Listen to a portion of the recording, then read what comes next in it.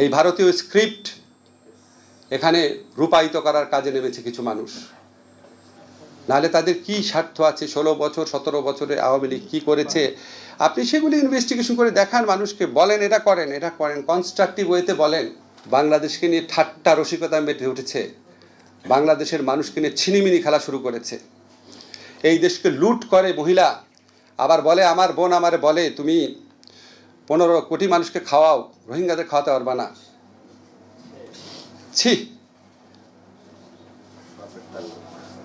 এখন তো সে নাই, আমরা খাচ্ছি না। আমাদের কি উচিত? আমাদের উচিত তারা বাংলাদেশকে যেভাবে লুট করেছে এই লুটের অর্থ ফেরত আনা, লুটের চিত্র মানুষের কাছে তুলে ধরা। এখন একটা এক্সাম্পল দেই, লুটের চিত্র তুলে ধরা, লুট আনা, এটা কে করবে? দুর্নীতি দমন কমিশন। এটা কোন দুর্নীতি দমন কমিশন করবে? আওয়ামী লীগের করা দুর্নীতি দমন কমিশন ওরা করবে এটা? তাহলে আমার একটা দুর্নীতি দমন কমিশন গঠন করা দরকার। এখন পর্যন্ত এটা গঠন করা হয়নি।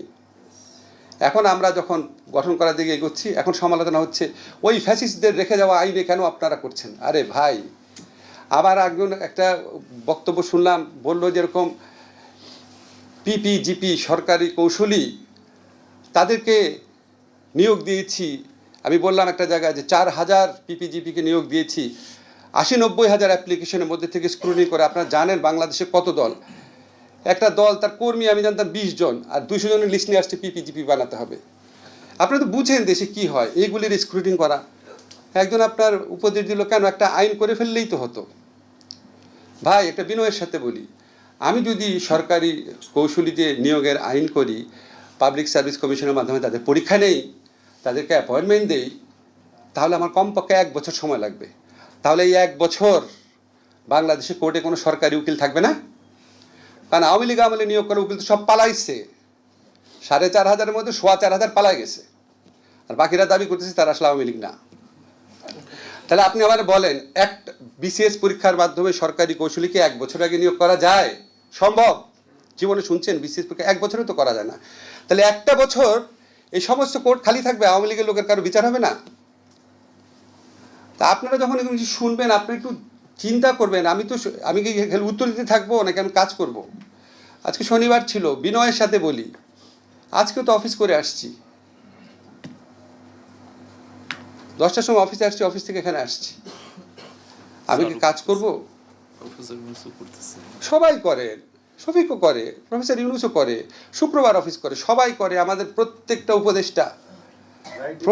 উপদেষ্টা আমি আপনাদেরকে কনফার্ম করছি, অনেককে ভিজিবল দেখেন না, হয়তো খুব বেশি ওনারা পরিচিত না, অনেক কিছু প্রচার করেন না। আমি আজকে আদিল ভাইরে ফোন করলাম, উনি চিটাগাঙে গেছে কাজে, মিনিস্ট্রির কাজে, সন্ধ্যার সময় আসবে। একটা জিনিস একটু বোঝার চেষ্টা করবেন, পলিটিক্যাল গভর্নমেন্ট যখন দেশ চালায়, তার পিছনে একটা বিরাট পলিটিক্যাল পার্টি থাকে, বিরাট ফোর্স থাকে, একটা গ্রুপ হিসাবে তারা বছরের পর বছর পলিটিক্স করতে থাকে। আমরা কেউ কাউকে ঠিক মতো চিনি না, অল্প কয়েকজনকে চিনি, একসাথে আসলাম, অল্প কয়েকজন মানুষ। আর এই বিপ্লব পরবর্তী সময়ে মানুষের অনেক এক্সপেকটেশন থাকে, অনেক রাগ থাকে, অনেক ক্রোধ থাকে, অনেক হিংসা থাকে, অনেক অবিশ্বাস থাকে, অনেক প্রত্যাশা থাকে, অনেক স্বপ্ন থাকে। স্বাভাবিক সময়ের যেটা অনেক অনেক অনেক গুণ বেশি। এগুলি ম্যানেজ করা সোজা না। সোজা যদি হতো তাহলে তো আরব দেশগুলোতে বিপ্লবের পরে এই অবস্থা হতো না। ইতিহাস তো এটা বলে না। তো ধরেন আমাদের কাজের সমালোচনা করবেন, কোনো সমস্যা নাই, বলবেন যে ঠিক আছে আমার কিছুই পারতেছি না, ফাইন। কিন্তু যখন ব্যক্তিগত চরিত্র হনন করা হয় সম্পূর্ণ মিথ্যা আজগুবি ভিত্তিহীন তথ্য দিয়ে, তখন মনে হয় সমালোচনাটা আসলে অসৎ উদ্দেশ্যে করা, এই সরকারকে শক্তিহীন করা, অনৈক্য, এই মানুষের আন্দোলনকারী মানুষের মধ্যে অনৈক্য নিয়ে আসা, দেশকে ডিস্ট্যাবিলাইজ করা, পরাজিত শক্তিকে হাতে অস্ত্র তুলে দেওয়ার অভিপ্রায়গুলি করা হয়। এবং তখন মনে হয় এই দেশকে ঘিরে আমাদের এক প্রতিবেশীর যে স্ক্রিপ্ট আছে না, এই দেশে আমরা এই শেখ হাসিনা চলে গেলে দেশ আর কেউ চালাইতে পারবে না, অথবা দেশ উগ্রবাদীদের খপ্পরে পড়বে, তার কোনো বিকল্প নাই। এই ভারতীয় স্ক্রিপ্ট এখানে রূপায়িত করার কাজে নেমেছে কিছু মানুষ। নাহলে তাদের কি স্বার্থ আছে? 16 বছর 17 বছরে আওয়ামী লীগ কী করেছে আপনি সেগুলি ইনভেস্টিগেশন করে দেখান, মানুষকে বলেন এটা করেন, এটা করেন, কনস্ট্রাকটিভ ওয়েতে বলেন।